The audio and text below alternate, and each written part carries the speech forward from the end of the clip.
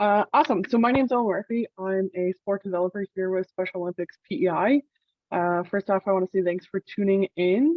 You've already heard from a number of great organizations here, and I'm just going to share a few more volunteer opportunities with Special Olympics PEI. So I'm not certain how much everybody here knows about Special Olympics. So I'm just going to begin by sharing a little bit about what Special Olympics is and the Special Olympics movement. Then I'll get into what we do specifically here in PEI, and I'll finish off with specific opportunities for anyone who may be interested in volunteering in a sport organization here. So Special Olympics PEI is dedicated to enriching the lives of Islanders with an intellectual disability through sport. Globally, the movement has been active for more than 50 years now, and there are more than 5.5 million athletes worldwide. Here on PEI, our numbers are growing again, and we're almost back to our pre-pandemic numbers. This year, we had just under 600 athletes enrolled in more than 50 programs across the island, and those programs were supported by 185 volunteers from tip to tip. So Special Olympics athletes have an intellectual disability. So to be eligible to participate in Special Olympics, children, youth, and adults must have an ID, which is a cognitive delay or developmental disability that is functional limitations in both general learning and adaptive skills. Generally, this is defined as having an IQ under 75, but we always find a place for anyone who feels that they can greatly benefit from our programming. We're sometimes confused with Paralympic sport, but the Paralympics serve people with physical disabilities in high performance sport. There may be a little bit of overlap. Some may be eligible for both programs. Some of our athletes here at Special Olympics PEI would also have some physical disabilities as well. Many people also think of Special Olympics as the major competitions like national and world games. And while some of our athletes live for those bigger competitions, the heart of our programming here at Special Olympics PEI is actually our community-based programming and our grassroots programming, which is where the majority of our volunteer opportunities that I'm going to discuss today come from. So although the Special Olympics movement began primarily as a sport organization, it's grown to be much more than that today.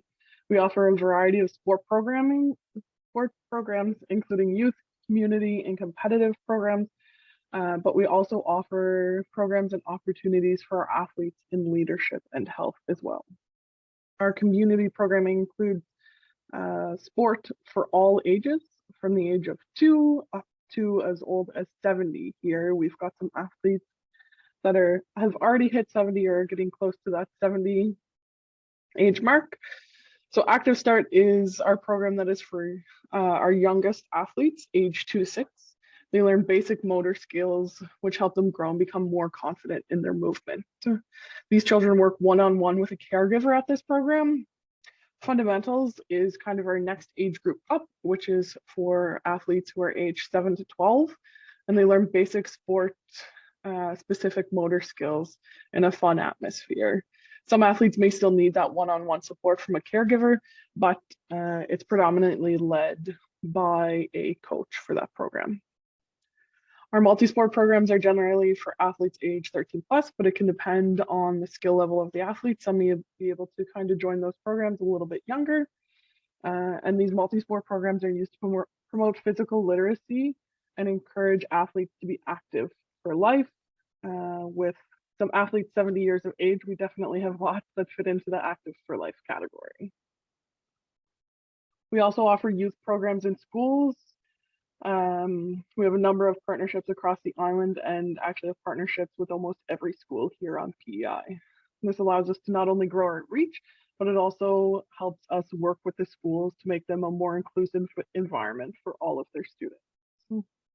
If you were an island student here on PEI, and especially if you took leadership in your high school and weren't affected by COVID in your leadership program, you may have been a part of a Special Olympics program at your school, whether it may have been Special Olympics Fun Day or Unified Bocce. We also support schools with some equipment loan programs as well, and provide a number of other resources for schools to provide programming within their own schools. The last aspect of our sport programming that I'm going to discuss today is our adult competitive programming. So these are, like I say, the bulk of our programs, and these are typically like a weekly program. So the first category here is health and fitness. We offer these fitness or performance training programs at a number of partner gyms across the island. These are typically like a circuit style strength and conditioning workout to help our athletes not only improve their performance on the field of play, but also help with their general fitness and day-to-day life. The majority of our programming is the sport specific programming. I'll share some examples of the sports that we offer on the next page and what the bulk of these programs are. And lastly, in our competitive stream, we have provincial, national, and international Special Olympics competitions. And we also have some athletes that will participate or be eligible for Canada Games or other generic sport opportunities. So this is our list of our official sports. Here in Canada, we offer 18 official sports, which PEI offers all 18 as well. So similar to the Olympic and Paralympic sport models, we have winter and summer cycles, but our cycles are just opposite to them. So when we're in a summer cycle, they're in winter and vice versa. Of our 18 sports, 10 of our sports are summer sports. So these include athletics, basketball, soccer, softball, which are pretty common sports. And then the other 8 sports of the 18, are winter sports. And this includes floor hockey, which is pretty neat for us because it is unique to Special Olympics. It's kind of like a cross between ringette and ball hockey, but it's just played indoors in a gym. And then in the winter, we also have sports like skiing, figure skating, speed skating, and curling. Our Athlete Leadership Academy is one of our non-sport opportunities that we're able to offer for our athletes. The Leadership Academy equips our athletes with the tools to undertake positions of leadership within the Special Olympics movement, as well as their local communities. These roles give our athletes a voice in shaping the movement and a chance to spread the word about the transformative power of Special Olympics and the impact that it's had on their lives. Athlete leadership also provides another way for our athletes to showcase and utilize their talents, interests, and expertise. We do have athletes who are looking for mentors in the Athlete Leadership Academy. If it's something that you think you may be interested in or just want to know more about what mentors do in our academy, I'm more than happy to chat about what that looks like. It is a different commitment than the majority of our sport programs where they're a weekly hour to an hour and a half commitment. You wouldn't interact with your athlete on that weekly basis the same way that we do in our sport programs, but you would have a longer commitment because whenever an athlete completes their training with their mentor for their specific course, then they're a part of our Athlete Leadership Academy for 2 years. So we would be looking for a longer commitment, but less commitment during that weekly kind of time period. The last component of our organization that I'm going to talk to you about today is our Healthy Communities program. So the goal of Special Olympics Healthy Communities is to improve the health status and increase access to quality healthcare and health resources for people with intellectual disabilities. There's a misconception that the poor health of people with ID is due to their diagnosed disability. However, research has shown that it is actually the result of a breakdown in some areas of health education, promotion, and healthcare.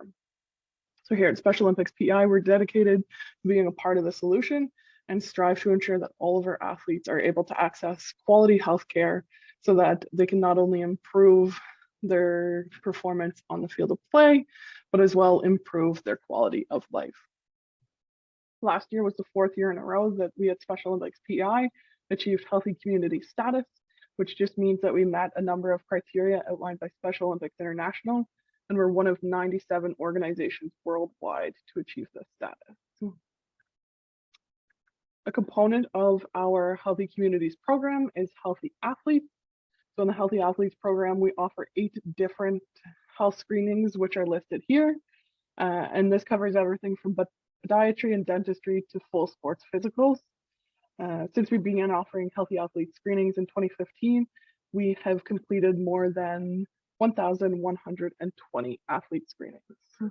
It's through these screenings that we're able to identify needs for our athletes and their families so that follow-up care can be provided. Each of these screenings are led by a clinical director. However, we need volunteer support for these screening events to help make them run smoothly. So whether you may have a bit of a medical background, say if you were a nurse, we may have a medical specific role in something like MedFest, which is our sport physical screening. But even if you don't have a medical background, there's roles for general volunteers in all of these screenings. And this is a great opportunity sometimes for university students that maybe have a busy schedule, because these are one-off events. You just sign up for the event and then kind of show up day of and we do a little orientation. So it's just a kind of one-day commitment usually for our healthy athletes events. So that pretty well wraps up my presentation today. This is just a list of a number of sport-specific programs that we need additional volunteer support for this year. As you can see, there's programs across the island from Montague to Alberton, and we have youth programming, some new programs that we're looking to start up as well included in this list. So there's tons of opportunities with Special Olympics PEI this year, and we'd be happy to have any of you involved. This QR code here, if you're able to scan it and you're interested, will just take you to our volunteer form. And it's kind of the first step in becoming a volunteer with us. I can drop my contact information and a link to this form in the comments as well when I'm done, as well as my email, so that if you have any questions or want to learn more, maybe outside of this presentation, we're always happy to chat more.